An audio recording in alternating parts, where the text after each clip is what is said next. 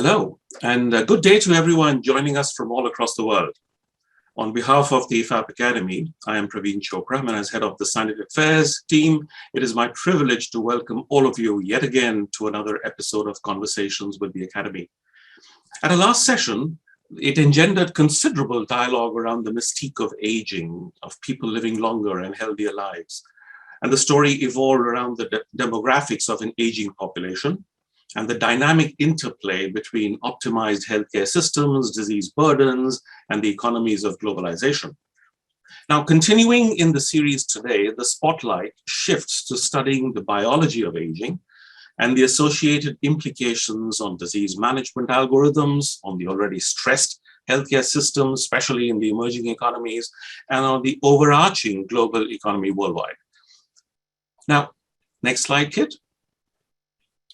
Now, how do the national infrastructures afford a burgeoning population of older adults supported by an already stretched budget and already overwhelmed healthcare facilities? How does the advancing age influence disease incidence, prevalence, and dare I add, interventions? Is our understanding of the fundamentals of aging mechanisms robust enough to interpret risk factors, disease progression, and potential therapeutic solutions?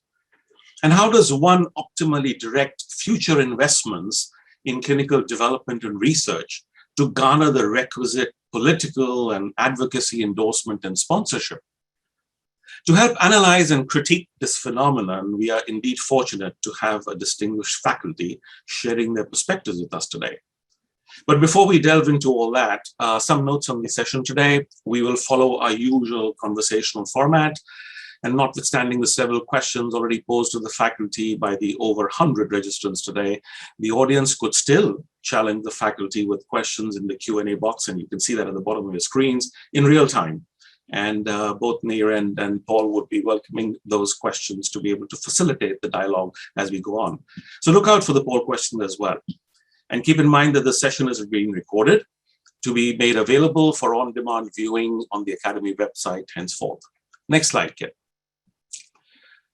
So now allow me the privilege of introducing Dr. Nir Barzilai and Dr. Pol Vandenbroucke, who are driving today's deliberations. Dr. Barzilai is a professor of medicine and genetics and director of the Institute for Aging Research at the Albert Einstein College of Medicine, which not only is the premier institution of the study of aging biology, but he is the principal investigator at the National Institute of Health's Nathan Shock Centers of Excellence and the Harvard Medical School's Glenn Center for the Biology of Human Aging Research. Nir is extensively published. He's a recipient of numerous prestigious accolades and has featured in global news media and government platforms all across the globe. His pioneering insights into the biology and genetics of age-related decline and the protection paradigms have steered the advent of next-generation biopharmaceutical innovation and even therapeutic interventions designed to extend healthy lifespan by treating age-related diseases. Dr. Barzilai is also the scientific director and on the board of the American Federation of Aging Research, and has also co-founded a biotech, COBAR, and is the chief medical advisor at Life Biosciences. Returning to our platform is Dr. Pol Vandenbroucke, who is chief medical officer with Pfizer's hospital business unit, and has devoted decades spearheading clinical development, medical strategy, and medical affairs, while on leadership assignments with Pfizer across the globe. Also on the boards of the American Federation for Aging Research and the World Demographic and Aging Forum, Dr. Vandenbroucke has championed the development of therapeutic solutions with particular emphasis for diseases of the developing world, even as he advocated the patient's cause with a judicious balance of good science and ethics with refined business practices, an attribute afforded by his medical groundings, augmented by advanced training in business administration and pharmaceutical medicine. From driving Pfizer's flagship international clinical development program for Lipitor through his senior medical roles based in Asia, one can sense Pol's proclivity to cultures, languages, and social influences, bringing a truly global perspective to his interactions. Now, clearly, as you can already sense, with the extensive span of expertise intersecting with basic science, biopharmaceutical research, and entrepreneurship, Both Dr. Barzilai and Dr. Vandenbroucke are uniquely positioned to opine on today's critical resource. Over to you, Paul. Thank you very much, Praveen, and for this great introduction. It's a rare privilege for us to have with us such an expert on aging as Nir Barzilai, who I know very well also as a fellow member of the board of the American Federation for Aging Research, and we're truly lucky to have some of your very valuable time today, Nir. So thank you so much. So we'll dive into it right away. For those of you who were at the last session, you will remember that we talked more than anything else about the demography of aging. And today, though, we will really focus on the biology of aging and what we can do in this field. And for that, Nir, of course, is the right person to talk with us. Now, on the next slide, what we will do is we'll start off with a little poll. You'll remember that last time we had a poll. This is a slightly different version with a twist. So what is the maximum human lifespan today? 100 years, 115, 150, or there are some who are immortals. And you can see, if you remember from last time, this is a slightly more optimistic set of numbers. And I hope that I will be part of category D, but don't want to influence you. So go ahead and vote. Very good. So we have the answers in, and so as you can see, there's a clear favorite. 115 years, where about 2/3 of the audience answered for this option, but also some sizable numbers for 100 and 150. And unfortunately, it looks like we're not going to be immortal anytime soon. Yeah, a very realistic crowd here today, guys. So, Nir, what do you think about this? And what's your opinion on these numbers? So first of all, Praveen and Paul, thanks very much, and thanks for the preparation. It's nice to serve in your army. And by the way, you know, Praveen, you did a really nice job introducing me, and all I could think of was, when you said what I did, is how old I am, really. You know, if you live long enough, you do. And this brings me to the optimistic view of Paul, that to be immortal. So Paul, you know, if the Earth is going to be around for 12 billion years, I know some doubt that, and I'm making you immortal today, do you really want to be 12 billion years now alive? Aren't you a little bit tired already for some of the things? How many things we have to endure? But the right answer is 115 years. Of course, it's a statistical answer. We know that there are people who live beyond 115 years, but this is pretty, and we'll argue, we'll say 118, 115, but pretty much statistically, this is the maximum lifespan. But remember, we die on average before the age of 80. So there are 35 years that we can try to recapitulate without doing something dramatic, because we have it inside us, right? Yep, absolutely. And and what we're going to talk about today actually touches on this potential for additional human lifespan to reach that maximum, and also to reach this in a healthy way, of course, as well, right? So, so great. Thanks, everyone. And Nir, the floor is yours. Sure. So let's see the next slide. And really, what I want to start is with a message today, and that is, look, aging has a biology, right? You kind of know where the three of us are. You know who's young and who's old, but there are few things that people don't realize. First of all, that this biology drives the age-related diseases, okay? That aging is the risk factor for the driving diseases. And the second thing, and more important to me, that aging can be targeted. Aging can be delayed, and in certain circumstances can be stopped and reversed. And this is very important to know, because if that happens, we should target aging and achieve advantages, not against one disease or two diseases, but all the diseases of aging. And that's what I'll try to show you today. Next slide. So aging can be targeted. Now I can go and try to convince you. Next slide. So you might know this relation or guess this relationship between death rates of death on the y-axis and aging on the x-axis. And basically, you see that the risk of dying from any one of those diseases increases. But I'll point out to two interesting things. One is, look at the y-axis, it's a log x, okay?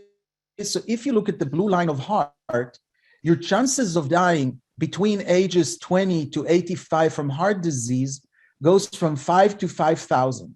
So aging is 1,000-fold risk for dying from heart disease. Now you can say, hey, just a minute, Paul did this Lipitor stuff, right? Isn't cholesterol the major risk? And the answer is that cholesterol is a 3 to 5-fold risk to die from heart disease. Aging is the major risk. And now see what happens with cancer. It's a total parallel line, and so is diabetes, and so is Alzheimer's.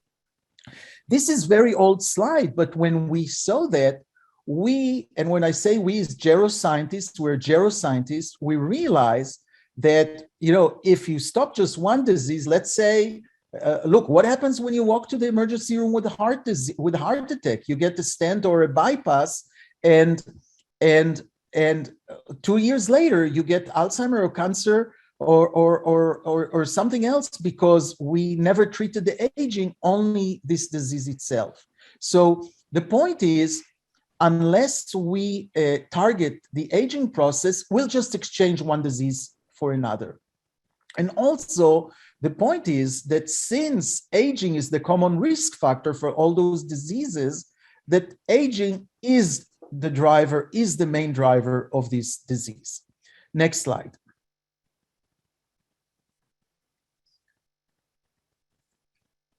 To remind you, when we go across the world, and on the left is China, upper left China, upper right Italy, lower right United States, EU, it doesn't matter, you don't have to concentrate, but if you're over the age of 80, your chances of dying from COVID is about 200-fold when you're 20. There's nothing more impressive to show you what aging does than to see what it did during the COVID. And it's also kind of make you think, if we really can target aging and prevent the death of the older people, all these epidemics could have looked very much different. Next slide.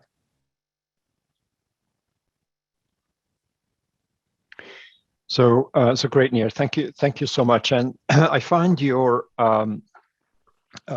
statement about aging as a risk factor incredible, because it really turns the paradigm around. And we talk about diseases of aging, but actually looking at it from the point of view of aging as a risk factor really opens up so many possibilities and really focuses on the importance of the biology of aging, understanding it and acting upon it if possible.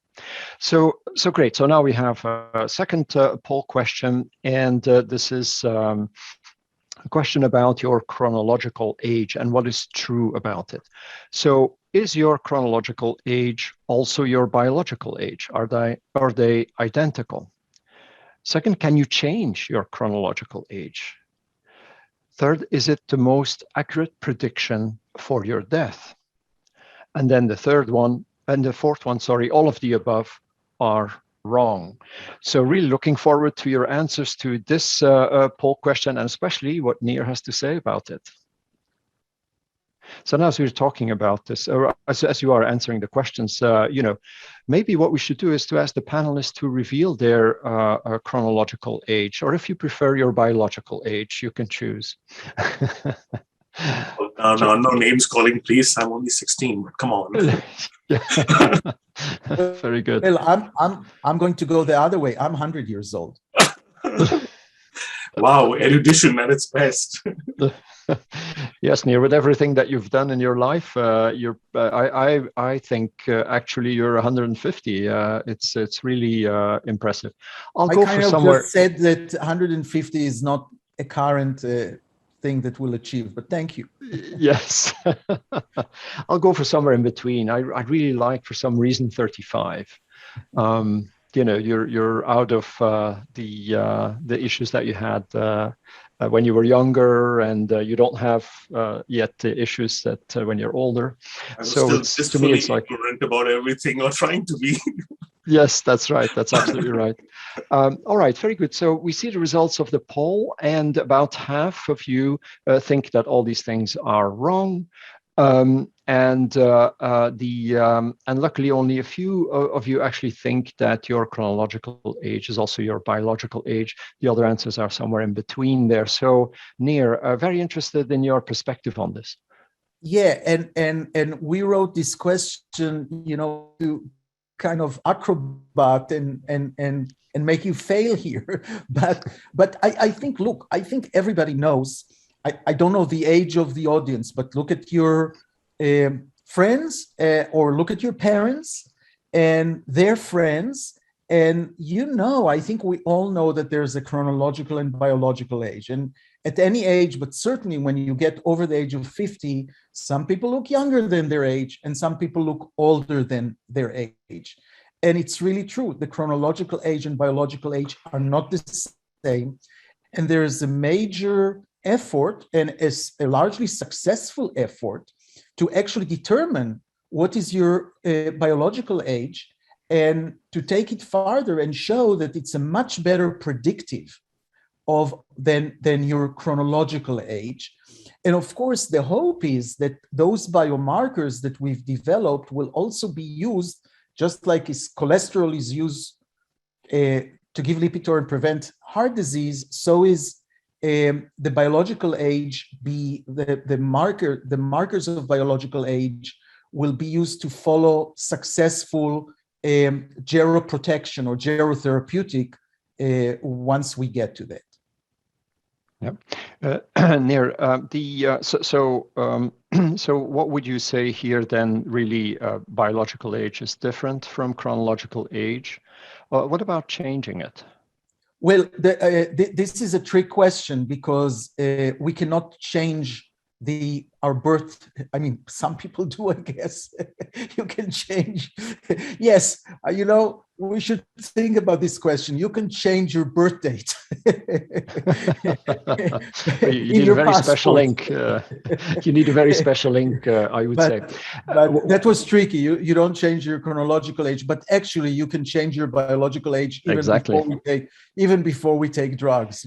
Exercise and diet. Yeah, and so one of the things also that I find very impressive is that biological age actually might have changed over history. When you see, for instance, a very famous picture of Darwin in his study with his white beard and so on, to us, he looks like 80 years old. But in fact, he's 47 or 48 in that picture, I believe. So any comments on that? Anything? Yeah, no, that's absolutely true. I mean, we all know it. I wrote in my book, Age Later, how I couldn't believe my grandfather was my age when we walked, and he told me the stories of his life. And he just looked so old that I couldn't even believe what he achieved in his life. And now, 70 is the new 50, right? I mean, and it's true. It's thanks to science. It's thanks to dealing with less diseases, with having clean water, with having sewer, right? All the environmental thing, and everybody, all of us are noting that we look younger. I guess for me, exercising was probably the main distinct between me and my grandfather, who thought that napping, walking slowly and napping at noontime instead of moving is the best thing that he could do to protect his aging. So to follow up on that question, Paul and Nir, both of you have had experiences in different parts of the world and even in Asia, as an example. Do you see there is an ethnic plus socioeconomic plus cultural influence on exhibiting biological age as well? Because some groups just look much younger. Go ahead, Nir. So a few points about it, and there's no way that I'm looking at it in an expert way. But for example, Oriental people compared to white are leaner, okay, but they get also diabetes on a leaner body weight, okay. So you cannot capture the same risk the same way as you look at diversity. Also, a lot of what you're seeing might be skin, okay?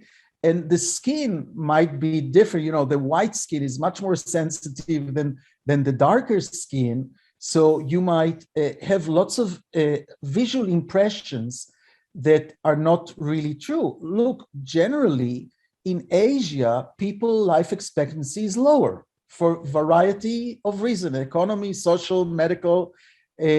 So it's really hard to answer you scientifically. Yeah. Although life expectancy, of course, in Japan is the highest in the world, of course, but this may be a combination of factors, lower BMI perhaps, but combined with socioeconomic and health circumstances are very different from other countries in Asia, perhaps. Yeah. So it's right. And by the way, Japanese that are coming to the United States are not doing as well as when they were in Japan. Exactly. So, yeah. Good. And that's exactly the dialogue I wanted to trigger off, because it evokes so many other parameters, and you brought in the superficial, internal, and you're right. The thin fat diabetic is well known, and we have to be clear on how we hold that in the Asian population. Thank you. Great segue into the next one. Yes, very good. Next slide. Really staying on the same topic. So how can we target aging and really make a progress and prevent all those age-related disease? Next slide. So we geroscientists have agreed on what we call the biological hallmark of aging, or the biological drivers of aging, or the biological pillars of aging. And so there are different names to that.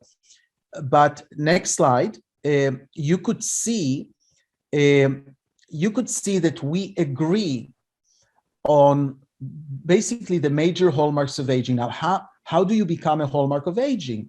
What you have to show that these are changing with aging, and that if you target that in animals by genetic way, by drugs, doesn't matter, by many ways, you are going to increase health span and lifespan of animals, okay? And it's interesting because you see all the lines in between, and the lines in between are because you can target one of them and and deal also with some of the others. Basically, the idea is that if you have something that fixes your old cell, old organ, old body, it's going to fix a lot of those hallmarks of aging.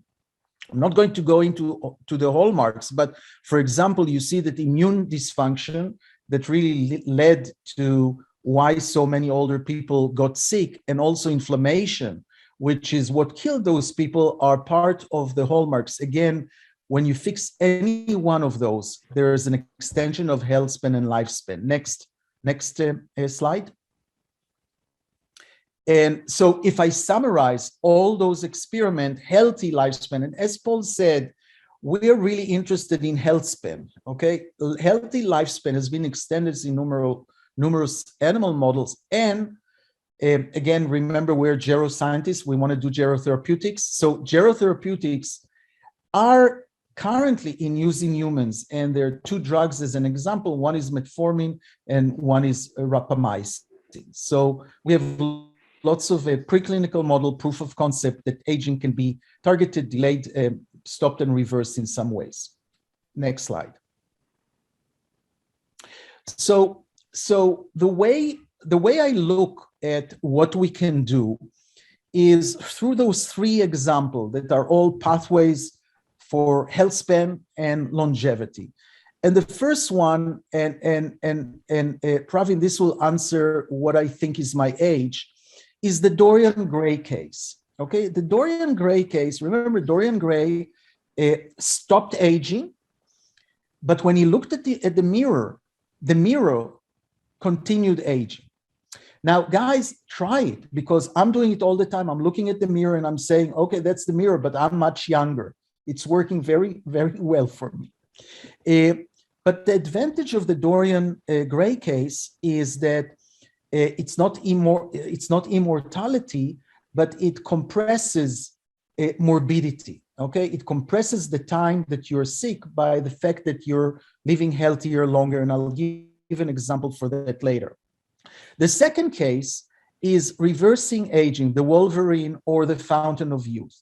Now, let me tell you, this is a real big deal to take an old person, put them in the bath, and he comes out young. Okay, this is really difficult. But interestingly, at a very old age, there are several things that you can do in order to make them much more functional. Not reversing aging, not extending their lifespan, but extending their health span. There's a class of drugs called senolytics that are killing those senescent cells, the zombie cells that are accumulating and are causing harm. And when you treat animals, and some data in human is starting to come, when you treat animals with them, they become much more functional, losing a lot of their metabolic features, their frailty features. But again, it's a very hard task to do the fountain of youth. The last thing, and I'll talk a little bit about it on my last slide, is the Peter Pan case. Okay, Peter Pan doesn't go old. So the idea is that you'll take somebody who's 20 years old and give him a treatment once a month or once a year, erase the aging parts and make them be young after that. And of course, once you do that, the question of is 115 a limit is something we don't know, but we doubt that it's not going to break this limit that we have. Next slide.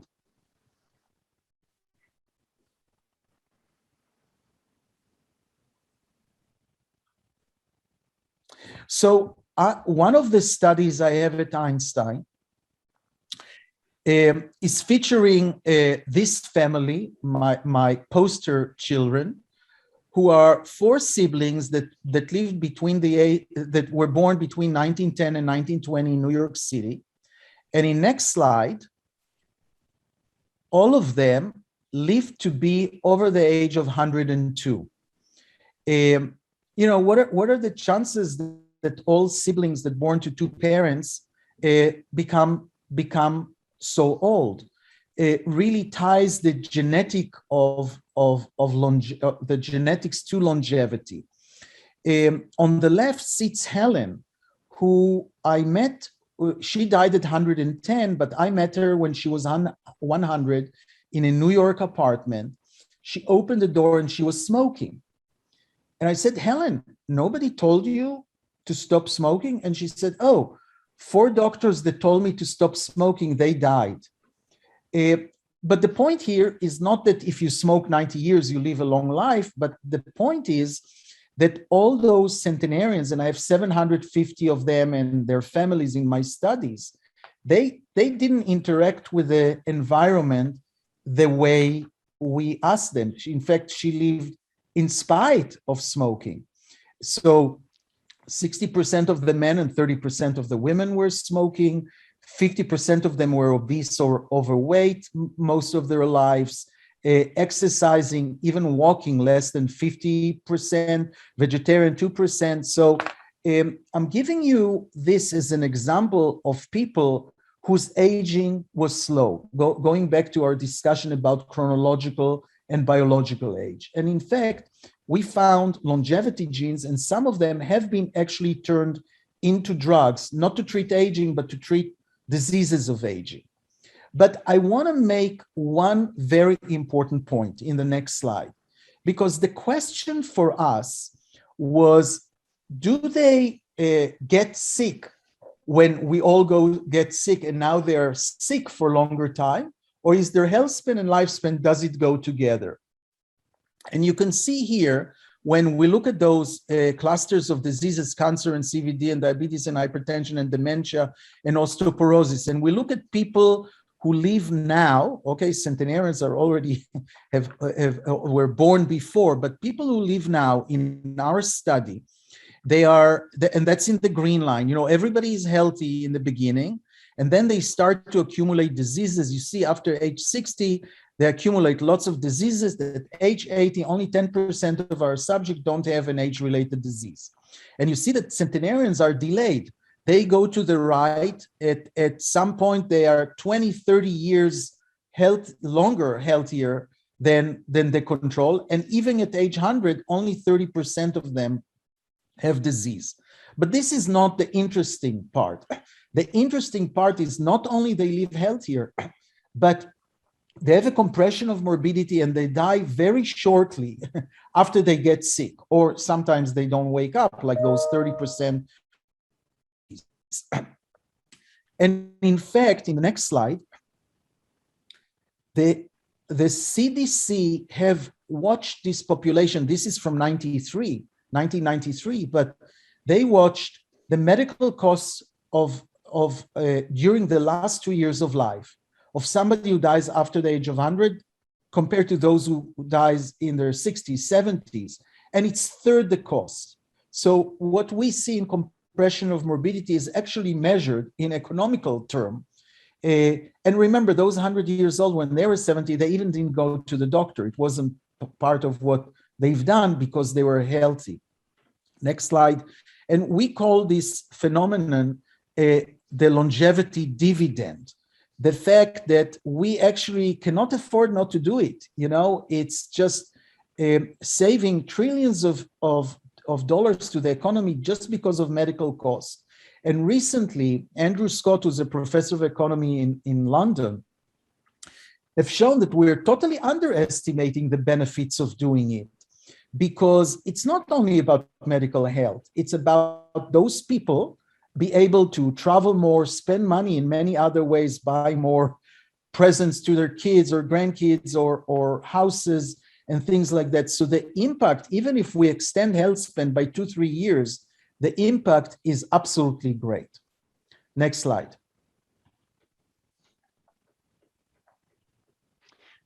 So Nir, if I understand you correctly, you're not advocating, right, for everybody to start smoking and gaining weight and burying their doctors. What you're saying really is that perhaps from the centenarians, we can learn what drives this, the biology of aging and how we can impact on this.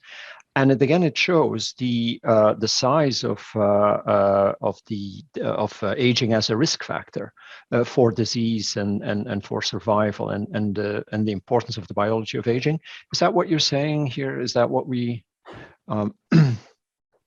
Yeah, exactly, exactly. Thank you. Thanks.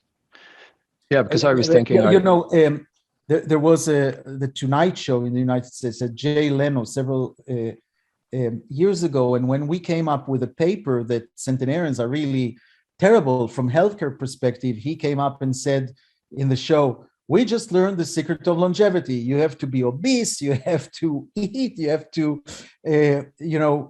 drink alcohol and stuff like that, and if you die, who cares anyhow?" Or something like that, which drove us crazy, because really the message was they can and you cannot. Yes, yeah. And so while we're waiting for gerotherapeutics, we better then follow the usual recommendations of not smoking, not overeating, exercising, and so on, right? Since we don't belong, well, we don't know if we belong to this supergroup. Right, and I think that your chances, if you exercise and have diet and treat those obvious things and don't smoke and everything, you're much more likely to get over the age of 80 than Yep. to die before. Yep, very good. So that takes us to poll number 3. So what is true about gerotherapeutics? Well, has FDA approved of their use as geroprotectors? Do they treat age-related diseases? Does metformin target the hallmarks of aging? And if are pharmaceutical companies developing gerotherapeutics at increasing speed? So please vote. And as we've done for the past 2 questions, Nir will discuss the different options and give us his input. Meanwhile, we have received a question from Andy. So Andy, thank you very much. We'll deal with this at the end of the presentation, but it's a great question. Thank you for posing it. And a quick reminder to the audience, you still have the ability to be able to raise your hand and ask some questions during the Q&A chat, which still gives us a few minutes to be able to address them. Thank you. Very good. So you should know that on the Q&A box, it says that the host and the panelists cannot vote. I find that discriminatory. I would love to be able to vote for some of these, but okay. You know what, Paul, you have used the authority to override them anyway. So let's get the answer. Very good. Kit, how are we doing on the answers? There we go. There we go. So, so we have 2 clear favorites, that gerotherapeutics treat age-related diseases and that pharmaceutical companies are developing them at increasing speed. Nir, please comment. Oh, those are really great great answers for several reasons. First of all, it's nice just to know that everybody knows that FDA hasn't improved any indication to prevent aging. That's absolutely true. I think to recapture the point that I was making before, this is not to treat age-related disease, this is to prevent age-related disease. If we have age-related disease, we still have to treat them in a specific manner if our gerotherapeutics didn't develop that. And the pharmaceutical developing them, well, there's a contradictory between saying that the FDA doesn't approve to saying the pharmaceutical are developing, because the pharmaceuticals are not going to develop this drug unless the FDA has a pathway for them, because after all, they need a business plan. So let me take it a little farther and show you really how we're thinking and what we're doing about that in the next slide. Yeah. Nir, before you go there, I have to say I'm so happy. Well, I'm sad on the one hand, but I'm happy on the other hand that you never were my professor, because you always have very tricky questions that you actually have to read a couple of times. And because I would have voted for gerotherapeutics treating age-related diseases, but you're right, it's preventing. But sad that you were never my professor, because it would have been an incredible experience. Well, and by the way, nobody knew the right answer. That's on purpose. That actually metformin targets the whole hallmark of aging is one of those things. What? Sure. And I'll have to prove to you that he does. So next slide.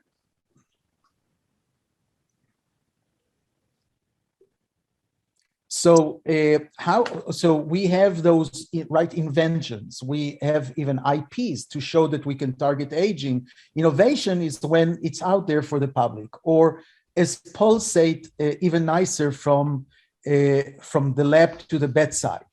Next slide. And this is our challenge. This is our challenge. Next slide. Usually when you have a disease, okay, you discover why this disease happened, you know that you can interfere, you have your biotech or pharmaceutical is developing the drug, and the drug is targeting diseases. Next slide. The problem, and by the way, it feeds back because pharmaceuticals wants better drugs, other mechanism, combinations, things like that. Next slide. So they work with the biologists. The problem is that FDA doesn't approve the prevention of aging or even treating of aging as a disease. And if that happens, next slide, that then if diseases of aging are not recognized as preventable condition, healthcare providers don't have to pay their clients to do that. And if that happens, just as I mentioned before, pharmaceuticals cannot develop other drugs, combination drugs, or things that we can go forward because they need the business plan. So we geroscientists came with an alternative plan. Next slide. There is a drug that many of you know. It's called Metformin. It's used to treat type 2 diabetes. And the first thing I want to tell you is that Metformin targets all the hallmarks of aging. And as I said, you'll say, really? Does it do that? Well, again, the concept of the hallmarks and the concept of gerotherapeutics, and by the way, we fight about all those gerotherapeutics all the time to say, what is the single thing they're doing? And it's hard to know because once they fix aging, you can measure a lot of things that are becoming better. And that's why you depict effect on all those hallmarks of aging. And basically, if you give Metformin to animals, they live healthier, they live much healthier, and also they live longer. Next slide. And I should just note that 9 studies around the world have showed that people who were on Metformin during the COVID had less hospitalization and had less mortality, up to 67% less mortality, just to connect aging COVID and gerotherapeutics together. Next slide. So Metformin has been in use for over 70 years, and it's one of the safest drugs, and we know about every one of its effects, the safest drug in the world. It was used initially to prevent flu and malaria and other inflammatory conditions when it was discovered that it also lowers glucose in diabetes, and then it was kind of hijacked to diabetes. But and then it ran obviously out of patent, so it's very cheap drug. It's one of the cheapest drugs in the US market. I think it's one of the cheapest drugs around the world, and it's generic. And not only that, but Metformin in clinical studies, when I say clinical studies, controlled, they show to prevent diabetes, cardiovascular disease, decline in cognitive function, and less mortality, and not in clinical studies, but in over 200 association studies. Everybody who's on Metformin has 30% less chances of any kind of cancer, except a couple of them. So we geroscientists developed this study that's called TAME, Taming Aging or Targeting Aging with Metformin, really to go to the FDA and discuss with them the possibility that we can prevent age-related disease. Next slide. I just picked, of all the things that Metformin is doing, I'm picking this slide that can be done it cannot be done in the US. It was done in the UK, it can be done in other places in the world. But you go to the pharmacies and you pick patients, and the characteristic of those 4 groups are diabetics and not diabetics. The diabetics are in green and blue, and their control, and when I say control, in the same pharmacies, treated by the same doctors, but they don't have diabetes, okay? So the red and black lines are overlapping with each other. Now, you can see that when time starts 0, okay, everybody is alive. And what they're looking is at the 5-year mortality. And you see that people with diabetes who are treated with sulfonylurea have double the mortality of the red group, okay, that don't have diabetes. As we know, you have diabetes, you're more rapidly aging, you have hyperglycemia, you have more complications. But the more important part is look what happened to the metformin group in green. 78,000 people in green, 78,000 people in black. And those on metformin have less mortality than anyone, and it's significant, it's 17% less mortality. Now remember, the people on metformin are diabetic, and the control is not. They're more obese to start with, and they have more diseases to start with, but yet they die less. So if you think of everything I told you, that metformin prevents all those age-related disease and mortality, you kind of sense how powerful is metformin actually as a gerotherapeutics, and why it's so important for us to get the FDA to be open-minded to the fact that we can do a lot of good in doing that. Next slide. The study that we are doing is basically taking elderly people between 65 and 80, 3,000 of them in a double-blind study. And what we're going to show that we can move a cluster of disease, delay a cluster of disease, because for us aging is not about what disease you have and what disease you will have. Any disease that you have now, any disease that you will have will change it, okay? We're agnostic to that because for us, it's about aging. It's not about the specific disease. So if you get a heart disease, you get 1 point. If you get a cognitive decline, you have 1 point. If you die, you get 1 point. And we're going to, as a primary outcome, change all of this. We'll also use this study for other things. As I alluded before, we have biomarkers to distinguish between biological and chronological age, but we'll see which of those biomarkers are changing when we use gerotherapeutics. Next slide. So I want to end really by saying 2 things. One is the Peter Pan case, which is not science fiction anymore. So, you know, you can take a sperm of a 70-year-old man and an egg of a 50-year-old woman and fertilize it and have a healthy baby. Now, we can measure actually the age of the sperm and egg. But when the baby is developed, the next slide, the blastocyte is developed, it erases the age of the parents, right? We don't accumulate the aging of our parents when we're born. We start from 0. So think about it. We've already, in these circumstances, we already discovered, we also already figured out how to do that. Now, in labs, people are taking some of those factors that are responsible for that and giving it in certain diseases and rejuvenating specific tissues. Not whole body yet, but specific tissues. So the idea that we can move in rejuvenating a whole body is not a science fiction anymore, and it's worth working on. The last thing I want to mention in the next slide, that it's not only about old people.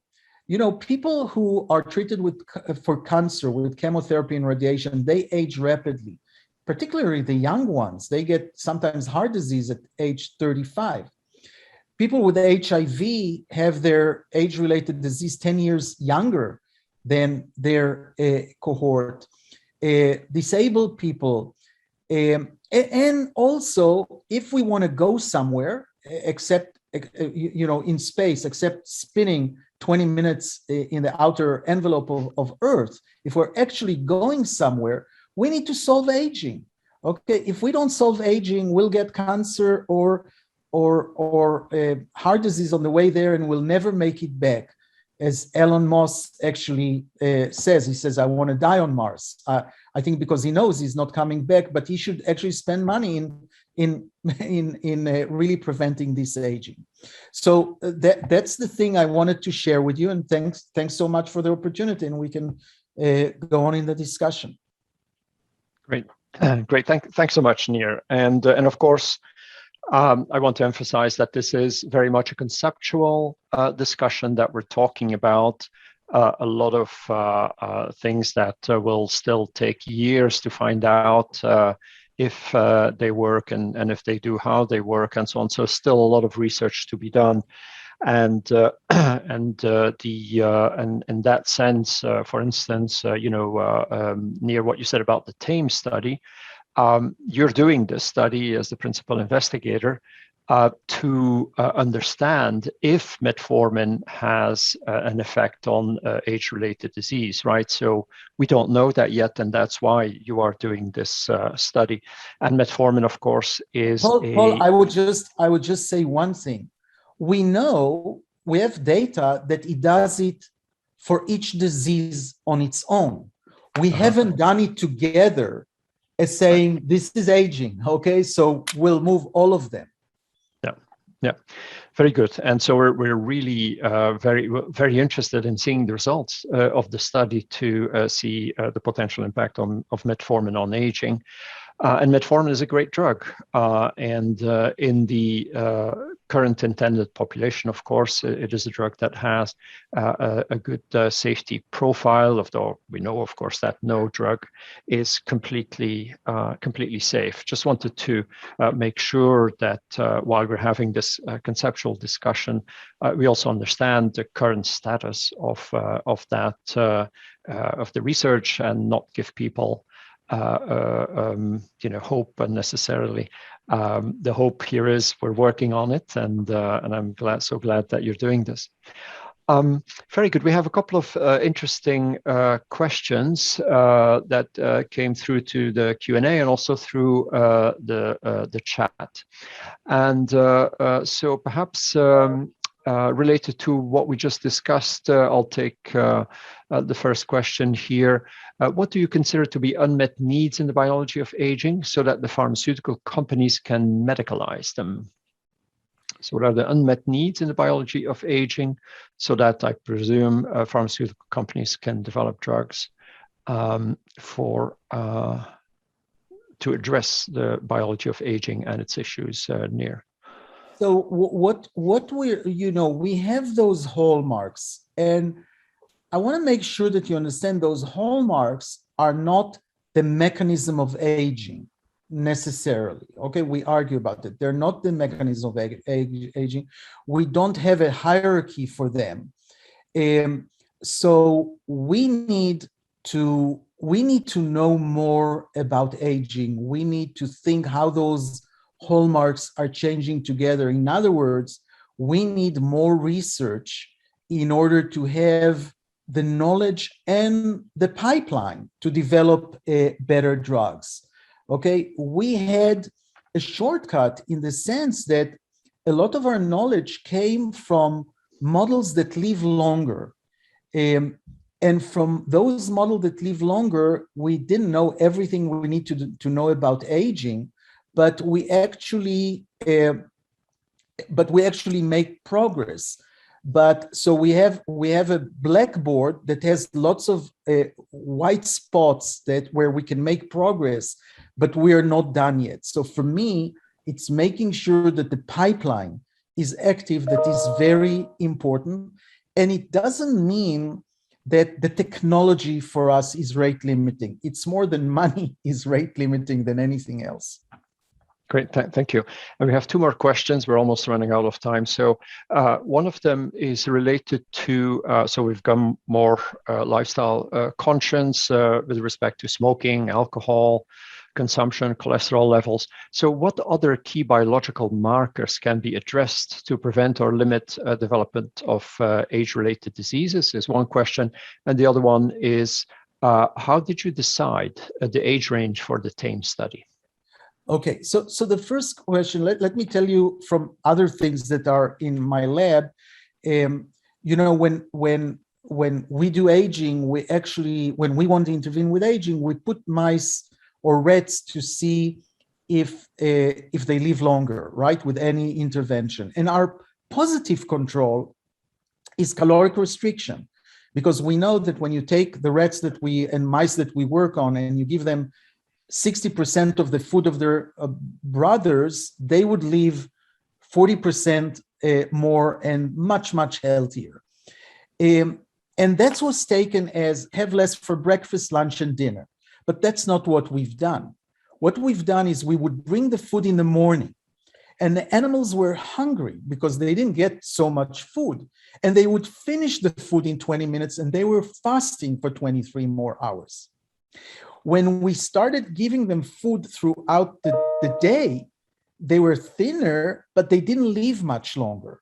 And that's where the concept of intermittent fasting, or taking a long period of fast, either daily or weekly or 3 times a year, fast for 5 days, that's where this concept of intermittent fasting has come up. And all of us geroscientists are pretty much practicing it and feeling very good about it. It's not for everyone, but those who do it, it's really skipping breakfast, but really skipping breakfast and not having anything to cheat until 16 hours are passing. But I'm just linking it to, this came from my research in animal, and the realization took time. And I would recommend that if you want one advice, that's what I would give you. Great. And that's exactly what I'm doing, Nir. It's from interacting with you all the time, I couldn't do anything else now. Peer pressure, Good. Right. And so then the second question is the age range, and that's an excellent question. The reason, so let me start by choosing this age range, 65 to 80. I won't be able to say when is the good time for you to take metformin, right? When you're 30 or 40 or 50 or 60 or later. The reason we took this age is, first of all, because it's never too late to target aging. We know in animals that those drugs usually work all the time. But mainly because we need a lot of outcomes, right? We are looking at all those diseases, cancer and heart, and we need the population that has a lot of them. And that's the population that is in this age. If we wait for 50 years old to get there, we would spend lots of money and much more time. And this way we'll get it more rapidly. Great. We have one last question that just came in also is, are you incorporating lessons from the blue zones in the TAME study? Well, with the control study, for a drug, we try not to interfere with anything else. Okay, so I believe in the blue zones. By the way, I don't believe that the blue zones cause centenarians. To be a centenarian, you need a genetic factor anyhow. But I believe in the blue zones. Those are good advice. But we want to see just the effect of metformin without changing anything else. So we don't adopt and not suggest anything. Just take the metformin or the placebo, and you're not going to know which it is. Great. Thank you so much. Nir, this has been a wonderful conversation, and thank you so much for making the time to discuss these very important issues related to the biology of aging with us.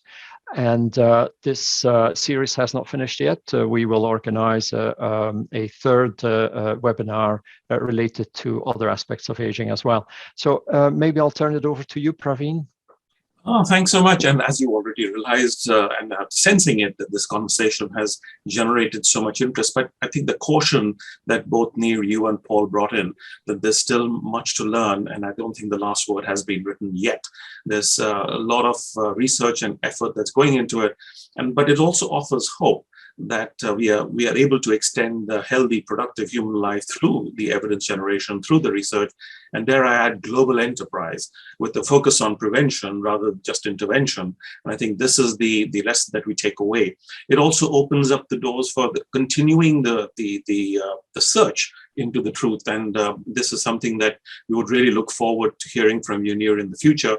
And Paul, we could extrapolate that in other activities, again, related to addressing not only the biology of aging, but see how intervention will lead to better research in the future.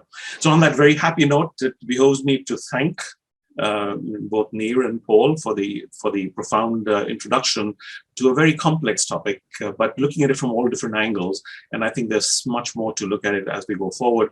But I'd also like to thank the audience who stayed on for the session. They're not different parts of the world, but it also shows the interest that is engendered. Hopefully we'll be able to continue the dialogue as we go forward. I'll also need to be able to express my thanks for the operations team for putting this all together, and take the last word to both Pol and Nir. And thank you so much for being here today and bring this conversation to its fruition. Many thanks, and have a lovely day wherever you are in the world. Thank you so much. Thank you very much, everyone. Thanks, Nir. Thank you.